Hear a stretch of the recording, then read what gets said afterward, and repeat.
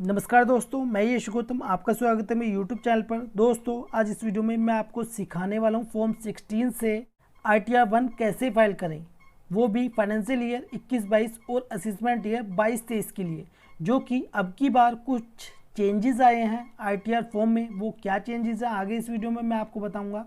और दोस्तों यदि आप एक्सपर्ट के द्वारा अपनी ITR फाइल कराना चाहते हैं या ITR कंपटीशन तैयार कराना चाहते हैं तो आप मुझे कॉन्टैक्ट कर सकते हैं। तो दोस्तों इस वीडियो को स्टार्ट करने से पहले यदि आपने मेरे चैनल अभी तक सब्सक्राइब नहीं किया तो प्लीज़ सब्सक्राइब कर दीजिए, वीडियो को लाइक कर दीजिए ऐसी बेनिफिशियल वीडियोस के लिए। दोस्तों आप जो स्क्रीन पर देख रहे हैं ये फॉर्म 16 है, ठीक है। इसमें कुछ भी नहीं करना, अमाउंट दी हुई है और यही लैंग्वेज हमारी पोर्टल पर होगी। सिर्फ और सिर्फ हमको क्या करना है, सिर्फ अमाउंट डालनी है पोर्टल पर, ठीक है। लेकिन समझना बहुत ज़रूरी है हमें कौन सी अमाउंट कहाँ पर डालनी है। दोस्तों अभी ऑनलाइन ITR 1 की जो फॉर्म है वो अवेलेबल नहीं है, ठीक है, लेकिन डेस्कटॉप यूटिलिटी पर ये अवेलेबल हो चुके हैं, इसलिए मैं आपको डेस्कटॉप यूटिलिटी पर बता रहा हूँ। दोनों में डिफरेंस कुछ भी नहीं है, सेम ही है। यदि आप ऑनलाइन ITR फाइल करते हैं वो भी सेम ही होगा, सेम ही प्रोसेस है। फाइल रिटर्न्स पर क्लिक करेंगे, डाउनलोड प्रीफिल डाटा, इसको कंटिन्यू करेंगे। कंटिन्यू करने के बाद इसमें डालेंगे अपना पैन नंबर, डाल दिया है। यहाँ पर असेसमेंट ईयर चूज़ करेंगे जो कि असेसमेंट ईयर हमारी 22-23, इसे प्रोसीड कर देंगे। प्रोसीड करने के बाद फिर इसमें एक बार हमें पैन नंबर डालना है, वो मैं डाल देता हूँ। करने के बाद इसे कंटिन्यू करेंगे। कंटिन्यू करने के बाद इसमें हम पासवर्ड डालते हैं। पासवर्ड डालने के बाद इसे कंटिन्यू करेंगे। करने के बाद इसे फाइल रिटर्न पर क्लिक करेंगे और इसको इंडिविजुअल पर क्लिक करेंगे। क्लिक करने के बाद कंटिन्यू करेंगे। कंटिन्यू करने के बाद I know which ITR form I need to file, ठीक है। ITR 1 है, सैलरी के लिए तो ITR 1 है। प्रोसीड विद ITR 1 इस पर क्लिक करेंगे। क्लिक करने के बाद लेट्स गेट स्टार्टेड पर क्लिक करेंगे। क्लिक करने के बाद तो दोस्तों इसमें कुछ चेंजेस आए हैं जो कि आप देख सकते हैं। ये सेकेंड वाला जो ऑप्शन है, पहला ऑप्शन है taxable income is more than basic exemptions limit. यदि आपकी इनकम बेसिक एग्जाम्पशंस लिमिट से अधिक है तो बेसिक एग्जाम्पशंस लिमिट कितनी है, 2.5 लाख रुपए। यदि आपकी इनकम 2.5 लाख से ऊपर है तो आप इसको टिक मार्क करेंगे, ठीक है। अब दूसरा ऑप्शन जैसे कि मैंने आपको बताया इसमें थोड़ा चेंजेस हुआ है। तो इसमें क्या है, यदि आप इस पर क्लिक करते हैं सेकंड वाले पर तो इसमें यहाँ पर 4 ऑप्शन दिए हैं, डिपॉजिट अमाउंट और aggregate of amount exceeding 1 crore in 1 और more current account during the previous year. यदि आपके प्रीवियस ईयर में एक से अधिक अकाउंट में 1 करोड़ रुपए डिपॉजिट हुए हैं तो आपको इस पर टिक मार्क करना है, ठीक है। तो आपके सैलरी के केस में तो ये नहीं होगा। तो इसमें जो 4 ऑप्शन दिए हुए हैं ये सभी बिजनेस के लिए हैं। और इसमें तीसरा भी ऑप्शन है अदर्स, ठीक है। पहला हो गया taxable income is more than basic exemptions limit. दूसरा है filing return of income due to fulfilling any 1 और मोर बिलो मेंटेन, ठीक है, ये सेकंड वाला। और तीसरा अदर्स, ठीक है। या तो आप taxable income is more than basic exemptions limit पर क्लिक करेंगे, कब, जब आपकी जो इनकम है वो बेसिक एग्जाम्पशन से अधिक है। अदरवाइज आप अदर्स पर क्लिक कर देंगे, ठीक है। हम इस पर क्लिक करेंगे क्योंकि हमारी जो इनकम है वो मोर देन बेसिक एग्जाम्पशंस लिमिट है। इसे कंटिन्यू करेंगे। कंटिन्यू करने के बाद इसको ओके करेंगे। ओके करने के बाद सबसे पहला पर्सनल इंफॉर्मेशन पर यहाँ पर क्लिक करेंगे, ठीक है। क्लिक करने के बाद नेचर ऑफ एम्प्लॉयमेंट, तो इसमें पहला है सेंट्रल गवर्नमेंट। यदि सेंट्रल गवर्नमेंट एम्प्लॉई है तो आपको सेंट्रल गवर्नमेंट पर क्लिक करना है। यदि आप स्टेट गवर्नमेंट एम्प्लॉई हैं तो स्टेट गवर्नमेंट पर। यदि आप पब्लिक सेक्टर अंडरटेकिंग है तो इस पर टिक मार्क करेंगे। होगा CG यानी कि सेंट्रल गवर्नमेंट पेंशनर्स। यदि आप सेंट्रल गवर्नमेंट एम्प्लॉय से और अब आपको पेंशन मिल रही है, ठीक है, तो CG यानी कि सेंट्रल गवर्नमेंट पेंशनर्स हैं तो पहले पर इस पर टिक मार्क करेंगे। फिर उसके बाद SG यानी कि स्टेट गवर्नमेंट पेंशनर्स, ठीक है, स्टेट गवर्नमेंट में आप एम्प्लॉयज़ थे तो इस पर टिक मार्क करेंगे। PSU यानी कि पब्लिक सेक्टर अंडरटेकिंग। फिर उसके बाद है अदर पेंशनर्स। यदि आप प्राइवेट सेक्टर में एम्प्लॉय थे और आपको पेंशन मिलती है तो ये आप टिक मार्क, तो यहाँ पर हम अदर्स सिलेक्ट करेंगे क्योंकि सेंट्रल गवर्नमेंट भी नहीं है, स्टेट गवर्नमेंट भी नहीं है, ठीक है, PSU भी नहीं है, हम है अदर्स यानी कि प्राइवेट सेक्टर के एम्प्लॉई हैं, ठीक है। फिर उसके बाद फाइलिंग सेक्शन जो कि ऑटोमेटिक यहाँ पर फिल हो रहा है, रिटर्न फाइलिंग और before due date. Before due date automatic select हो जाएगा। यदि आप डेट होने के बाद ITR फाइल करेंगे तो आप belated return filed after due date, इस पर टिक मार्क करेंगे। ठीक है। यदि आपको रिवाइज करनी है तो इस पर टिक मार्क करेंगे 139(5) revise return revise after filing original returns. ठीक है। आफ्टर कॉन्डिनेशन ऑफ डिले है तो इस पर। फिर उसके बाद filed in response to notice, यदि आप किसी रिस्पॉन्स का नोटिस देते हैं तो इनमें से चूज़ करेंगे, लेकिन हम इसको सिलेक्ट नहीं करेंगे क्योंकि हम यहाँ पर कोई भी नोटिस का रिप्लाई नहीं दे रहे हैं। फिर उसके बाद are you opting for new tax regime under section 115 BAC, यदि आप न्यू रिजिम में जाना चाहते हैं तो इसको यहाँ पर आपको सिलेक्ट करना है, येस करना है। ठीक है। तो यहाँ पर हम न्यू रिजिम में नहीं जाना चाहते तो इसको हम नो कर देंगे, इसको हम कर देंगे कन्फर्म। जो हमारे जनरल इन्फॉर्मेशन है वो हमने इसमें डाल दिया। फिर उसके बाद ग्रॉस टोटल इनकम, इस पर क्लिक करेंगे। क्लिक करने के बाद पहला इसमें option are you eligible to claim exemptions in respect to expenditure incurred on cost of travel on tour और ट्रांसफ़र मेंटेनेंस और यूनिफॉर्म ETC, तो इसको नो करेंगे। फिर उसके बाद are you eligible to claim exemptions in respect of special, इसको भी हम नो कर देंगे। फिर उसके बाद are you eligible to claim exemptions in respect of HRA यानी कि हाउस रेंट अलाउंसेस, इसको हम येस करेंगे। और हमारा जो HRA है वो कितना है मैं आपको दिखा देता हूँ। देखिए ये हमारा फॉर्म 16 और ये जो इन्फॉर्मेशन होती है हमारी इनकम की वो होती है पार्ट B में, फॉर्म 16 के पार्ट B में। ठीक है। हमारा HRA है इसमें। देखिए पहले मैं आपको फॉर्म 16 के बारे में समझा देता हूँ। हमारी जो सैलरी है वो 3,15,410 रुपये है। हमारा house rent allowance under section 10(13)A, तो ये है हमारा HRA जो कि हमारा हाउस रेंट अलाउंस होता है 14,514 रुपये। ठीक है। फिर उसके बाद स्टैंडर्ड डिडक्शन होती है हमारी 50,000 रुपये की। ठीक है। ये सभी में होती है तो ये भी हमारी लेस होती है, HRA भी लेस होगा और ये भी लेस होगा। लेस होने के बाद दोनों को लेस होने के बाद 2,50,896 रुपये हमारी income chargeable under the head salary में आ जाएगी। ठीक है। फिर उसके बाद हमारी इसमें लाइफ इंश्योरेंस पॉलिसी भी हमने कराई हुई थी और एम्प्लॉयर को अपनी इंफॉर्मेशन दी इन्वेस्टमेंट की। ठीक है।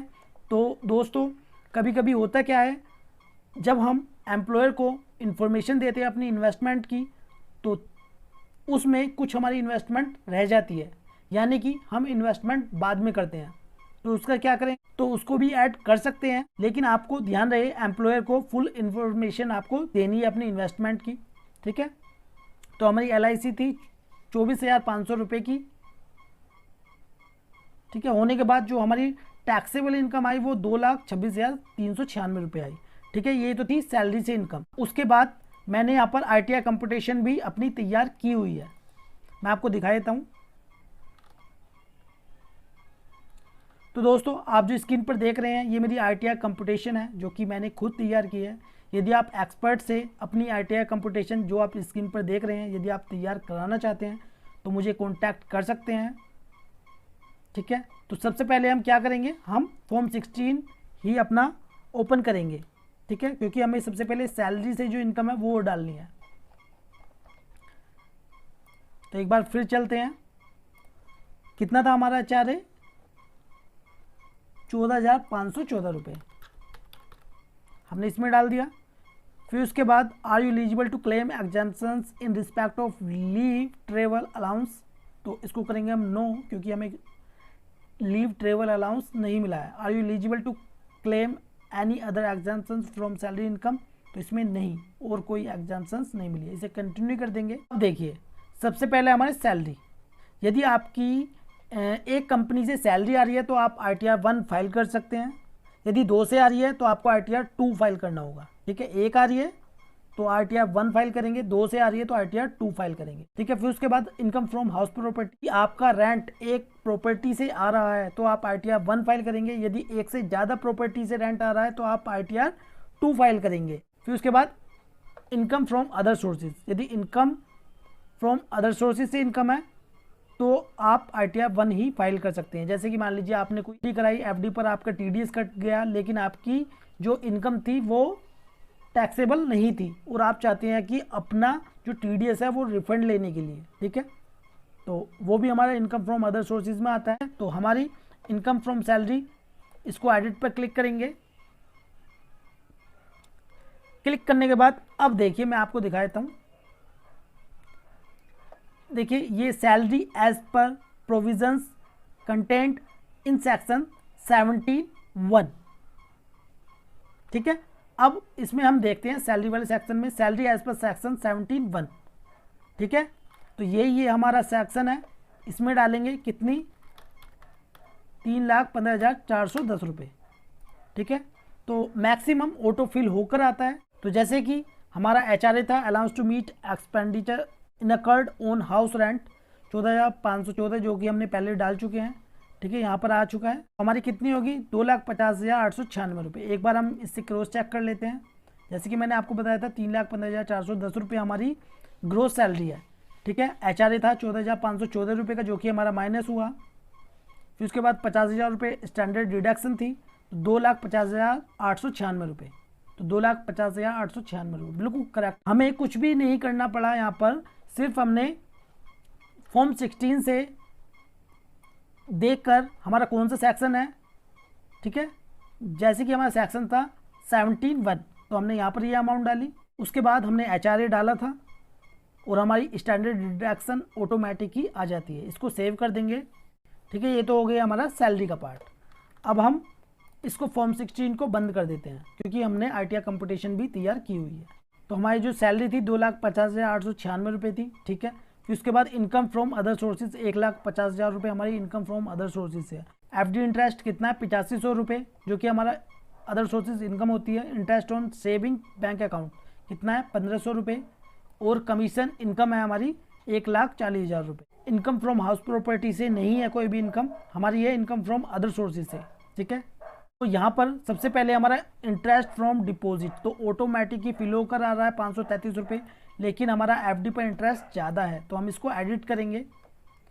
हमारा कितना है इंटरेस्ट ऑन FD 8500 रुपये। कितना है हमारा 8500 रुपये।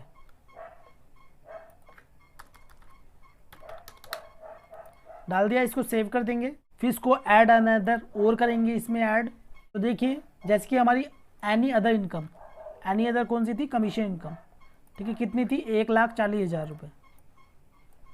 इसको इसमें डाल देंगे 1,40,000 रुपये। उसके बाद डिस्क्रिप्शन में कमीशन इनकम, डिस्क्रिप्शन में हमने डाल दिया है। पहले इसमें ऑप्शन दिया है do you have interest income from saving bank account in India, yes. कितना है 1,500 रुपये। कितना है इंटरेस्ट ऑन सेविंग अकाउंट 1,500 रुपये हमने डाल दिया है। अब इसको हम कंटिन्यू कर देंगे। तो कंटिन्यू करने के बाद एक बार हम देख लेते हैं income chargeable under the head other sources 1,50,000 रुपये। इसको हम चेक करते हैं total of other sources income, तो कितना है 1,50,000 रुपये, ठीक है। सैलरी से 2,50,896 रुपये है, ठीक है। ये वाली हमारा HRA और स्टैंडर्ड डिडक्शन माइनस करने के बाद अब इसमें income from other sources head में देख लेते हैं 1,50,000 रुपये है, ठीक है। अब ये होगी 4,08,96 रुपये। एक बार चेक कर लेते हैं, ये रही हमारी 4,08,96 रुपये, ठीक है। मैच है, इसको कंफर्म करेंगे। उसके बाद टोटल डिडक्शन, तो जो भी हमारी इन्वेस्टमेंट होगी वो हमें डालनी है।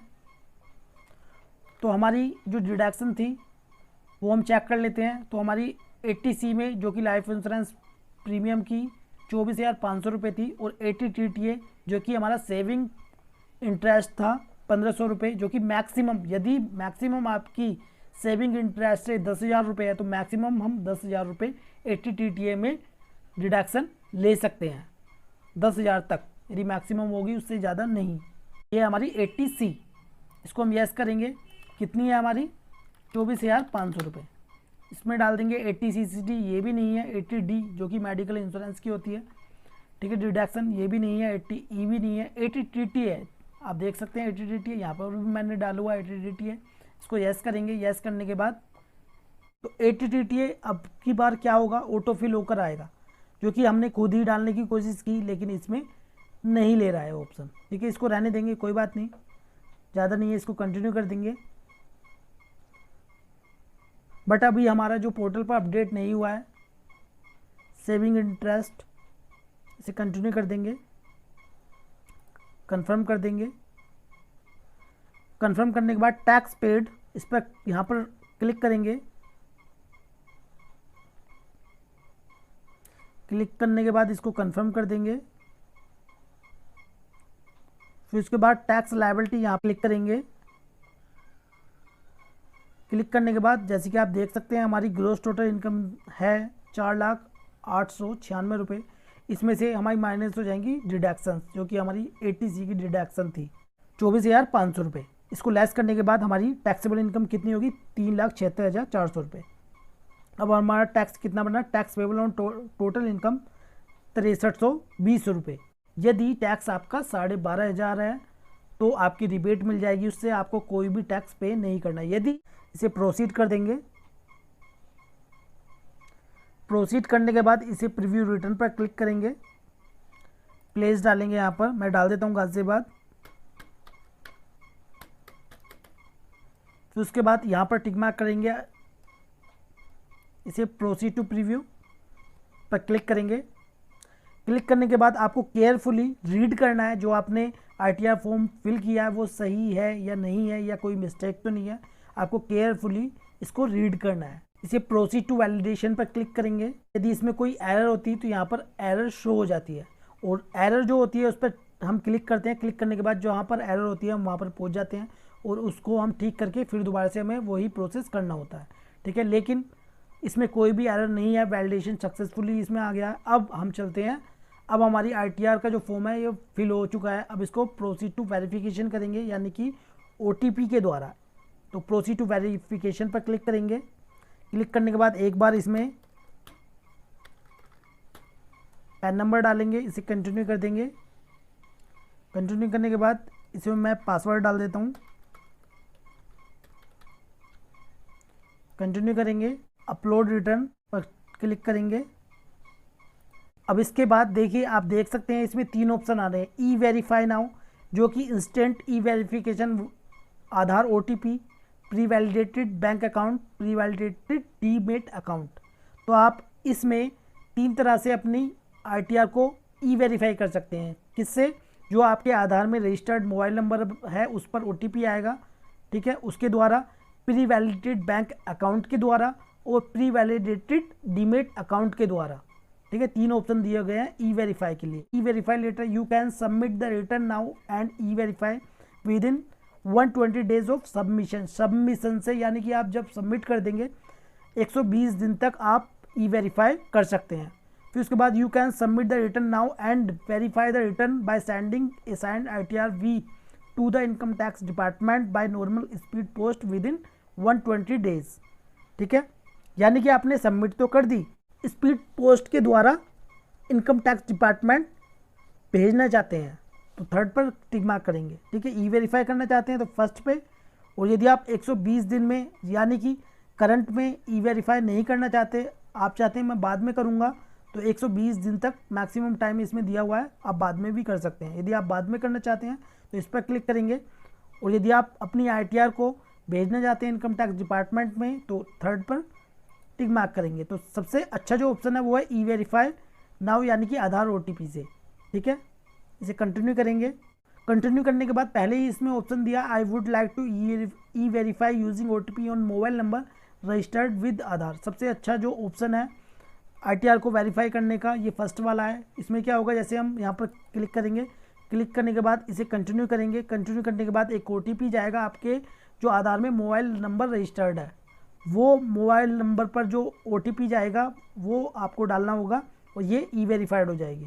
या इसमें सेकंड ऑप्शन भी दिया हुआ I would like to verify using TSC, यानी कि डिजिटल सिग्नेचर से भी अपनी आईटीआर को वेरीफाई कर सकते हैं यदि आपके पास बने हुए हैं तो। अब generate electronic verification code EVC, यानी कि थ्रू बैंक अकाउंट के थ्रू, जैसे कि मैंने आपको बताया था, थ्रू डीमेट अकाउंट, ठीक है। तो सबसे अच्छा जो ऑप्शन है वो है आधार ओटीपी का पहला वाला option, I would like to verify using OTP on mobile number registered with Aadhaar, ठीक है। जैसे ही हम इस पर क्लिक करेंगे, क्लिक करने के बाद आपको इस पर टिक मार्क करना है, I agree to validate my Aadhaar details, generate Aadhaar OTP, ठीक है। तो जैसे ही आप इस पर क्लिक करेंगे तो आपका जो आधार में रजिस्टर्ड मोबाइल नंबर होगा उस पर ओटीपी आएगा। ओटीपी आप जैसे ही डालेंगे आप इसको कंफर्म कर देंगे। कंफर्म करने के बाद आपकी जो ITR 1 है वो फाइल हो जाएगी। तो दोस्तों आपको इसी प्रकार ही अपनी ITR 1 फाइल करनी है। और यदि अभी भी आपको कोई प्रॉब्लम है और यदि आप एक्सपर्ट से अपनी ITR फाइल कराना चाहते हैं तो दिए हुए नंबर पर कॉन्टैक्ट करें, और ITR कंपटीशन भी तैयार कराना चाहते हैं तो भी आप कॉन्टैक्ट कर सकते हैं। तो दोस्तों मिलते हैं नेक्स्ट वीडियो में, जब तक के लिए जय हिंद जय भारत।